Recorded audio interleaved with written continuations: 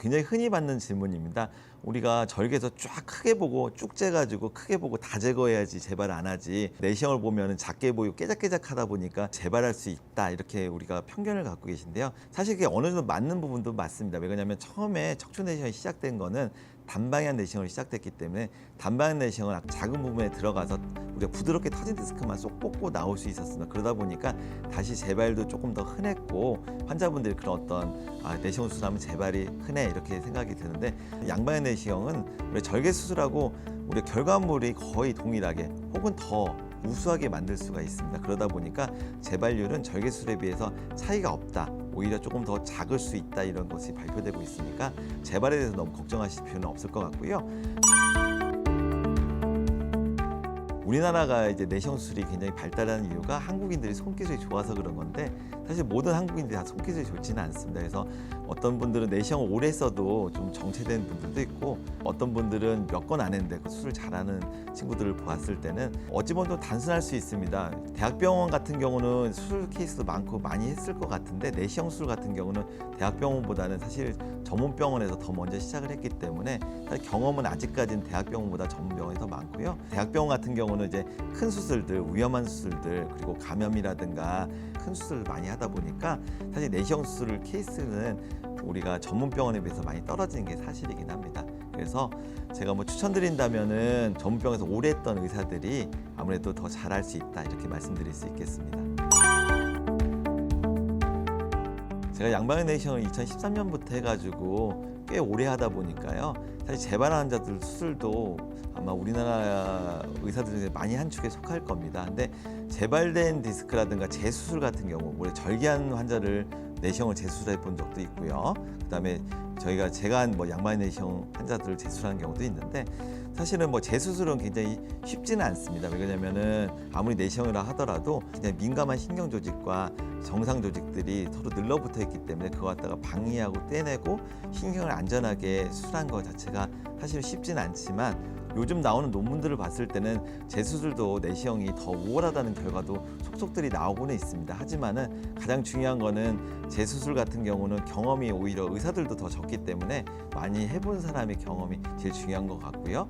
신경을 최대한 건드리지 않고 안전하게 수술할 수 있는 기술을, 비법을 가진 의사한테 수술받는 게 추천드립니다.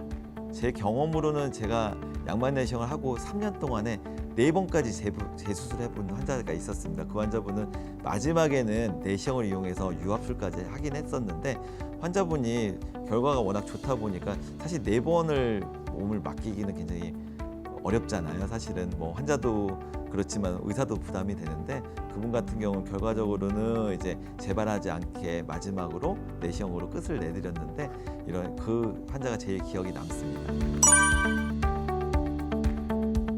우리가 디스크 수술 후에 디스크를 예방하려면 서 있을 때 이제 허리 자세가 유지가 돼야 됩니다. 그래서 우리가 척추를 꼿꼿하게 서서 기립근을 세우고 똑바로 설 수 있는 자세를 유지하게 되고요. 최소 2주 동안 조직을 차는 이유는 이런 똑바른 자세를 유지하기 위해서 하는 겁니다. 가장 피해야 될 자세는 그 반대입니다. 그래서 앞으로 구부려서, 우리 물건이 있다가 앞으로 확 구부린 자세 있잖아요. 허리를 구부리게 되면은 디스크 안에 압력이 높아지면서 뒤쪽 디스크가 나올 수 있기 때문에 구부려지는 행동을 좀 피하셔야 되고요. 그리고 대부분 이제 협착증도 그렇고 디스크도 그렇지만은 후관절이 약간 건들게 되는데, 모형에 보시면 이 후관절이라고 해서 척추가 비틀림을 막아주는 관절이 한 마디 한 쌍씩 다 있습니다. 그래서 요게 우리가 비틀게 되면 우리가 수술할 때 이 부분을 살짝 우리가 깎게 되는데, 통증도 생기겠지만 이게 비틀리면서 또 뼈가 살짝 금이 가거나 골절이 될 수도 있고요.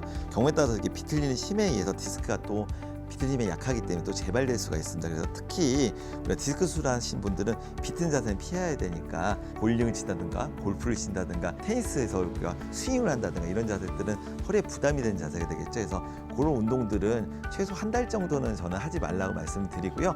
그래서 가볍게 스트레칭하는 거는 허리 건강에 오히려 좋으니까요. 뒷짐을 살짝 지은 상태에서 뒤로 쭉 피면서 가슴을 쭉 펴고 하나, 둘, 셋, 넷, 다섯 쉬었다가 또 뒤로 펴서 하나, 둘, 셋, 넷, 다섯 이렇게 해서 하는 운동들을 반복적으로 해보시면은 우리 수술 후에 경직된 근육도 풀어지고 그 다음에 유연성도 커지게 되니까 굉장히 좋고요. 단 하실 때 통증이 나타나거나 그러면 거기서 멈춰야 됩니다. 우리가 나중에 허리 통증이 더 심해지거나 나중에 또 악영향이 있을 수 있으니까 통증이 없는 범위 내에서 신전 운동들은 수술하고 나서 대개는 바로부터 하셔도 되긴 한데 안정되게 하는 건 되게 일주일 이후부터 허리 펴는 운동들은 해보시라고 말씀을 드리고 있습니다. 오늘은 양방향 내시경에 대해서 알아봤는데요. 양방향 내시경은 우리 채소 침술 방법 중에서 최신 수술 기술입니다.